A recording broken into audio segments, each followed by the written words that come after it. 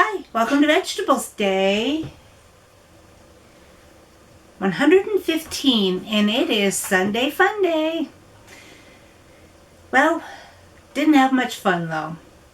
I'm still really struggling with the fatigue. And then yesterday I went over to my daughter's house to let her dog out. Because she was out of town for the day. And decided to walk around her yard a little bit to give the dog a little bit of exercise. And I slipped in the grass and I pulled the muscle in my left thigh. So now I have the neuropathy in my right thigh and the injury in my left thigh. So I haven't really done a whole lot today. I did go outside and I did mow a lot of the lawn. I have a battery powered mower and I have 3 batteries, so I was able to mow up to 3 batteries, which does about half, maybe a third of my yard. Which, yeah, it's not very efficient.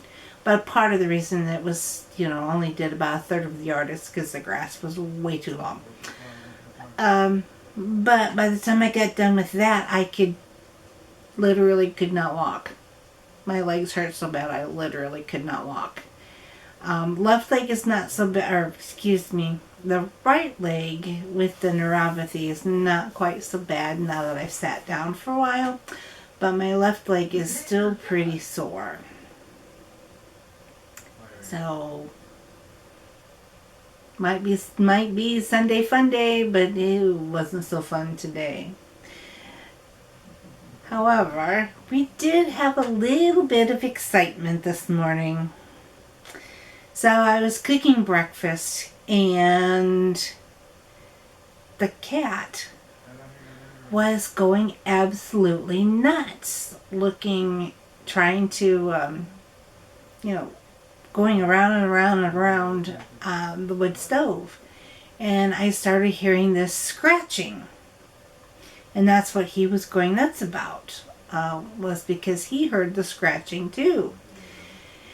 And I'm like, oh great. A squirrel or raccoon got into the chimney. So I go out back and I know the chimney cap is still on. So at that point I knew it had to be a bird. So I decided I'm going to, bang on the chimney because it's a wood stove, so it's a metal chimney. And thought, well, maybe it would scare the bird away and he would fly out. Nope. The more I banged on the chimney, the farther down the chimney he slid. Next thing I know, this bird is flopping around on the inside of my wood stove in the firebox. So I'm like, great. So I thought and thought and thought. So what I decided to do is I put my yellow lab flash in my grandson's room.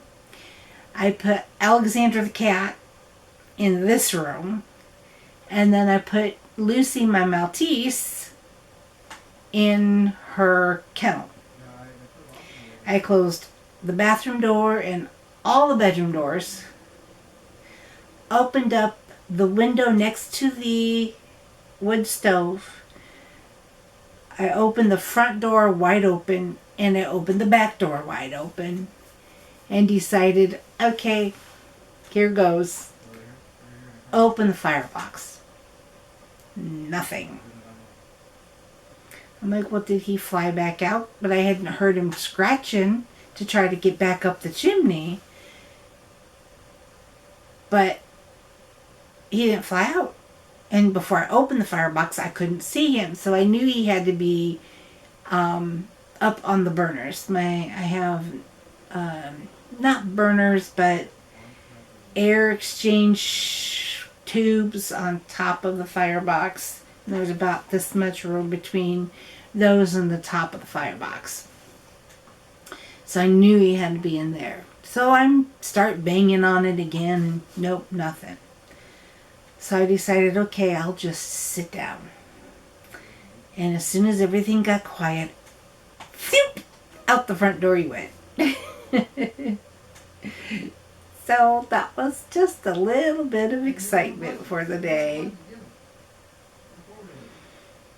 The other thing that I did most of the day is I did continue to watch the Real Truth About Health conference. And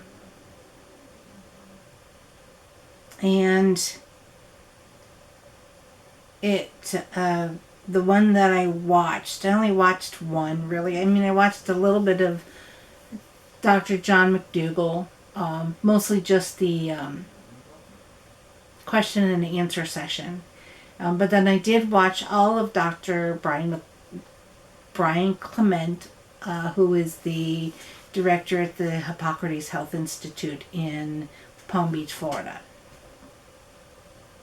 And he talked about the immune system and how research has shown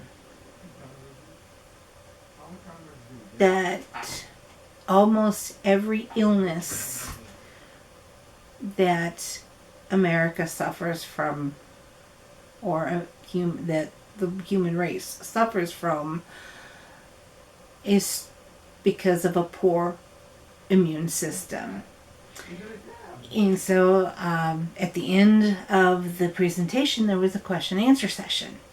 So I, raised my little hand, and I asked him, I said, given all of my health issues that I've had for my whole life, starting with allergies and asthma in my teen years, and named a couple of the other things I have. I asked him, I said, is it reasonable for me to believe that my chronic lymphocytic leukemia is simply my body's response to a broken immune system? That it has tried to fix it my whole life, and the reason I got leukemia was because it didn't know what else to do. And he is like, oh, my poor child. Not that I'm a child, but of course he couldn't see me, he could only hear me. He says, you are the poster child for my presentation. So that basically told me, even though my own doctor said, nah, there's really no way to know why you got leukemia. It just happens. And no, it's not related to your other health conditions. Even though my doctor said that, I have always thought, looking back at how many problems since puberty that I have had, and how, it seems like every 2 or 3 years, something else gets added onto my list of maladies. I think that's how you pronounce it, yeah. And, so I was like, it's got to be leukemia. It's got to be the response to that. And by Dr. Clement telling me today that I'd be the poster child of his presentation on the immune system, told me that, yeah, you're probably right. So, that was fun for me. That was kind of exciting. But, yeah, it was kind of fun to watch that and to be